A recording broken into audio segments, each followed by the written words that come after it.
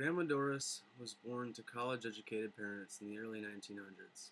Her mother, Elizabeth Drum, came from a large rural family of 11 children, and not only attended college, but had also achieved success with teaching in a rural school where some of the students, though less educated than she, were much bigger.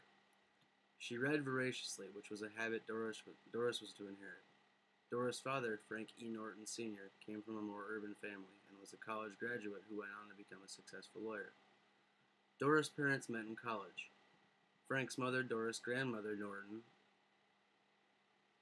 owned a boarding house near the University of Minnesota in Minneapolis, where Elizabeth attended. Elizabeth and her sister Jean both rented rooms in the boarding house while they attended college. Frank also attended the university. He and his brother Willis ran a popular and very successful restaurant in Dinkytown, close to campus.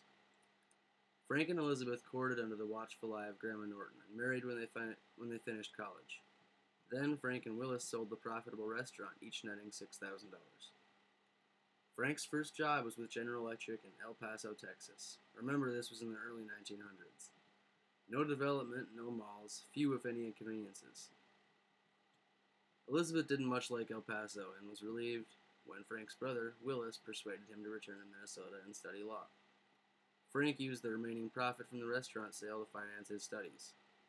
This money would see him through school, but Elizabeth had to work while her husband focused on studying law. Their first child, Austin D., called Tex for where he was conceived, was on the way when they left El Paso.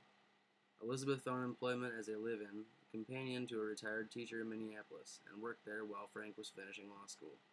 Tex and his brother Frank Jr. were born during this time. Doris will be next.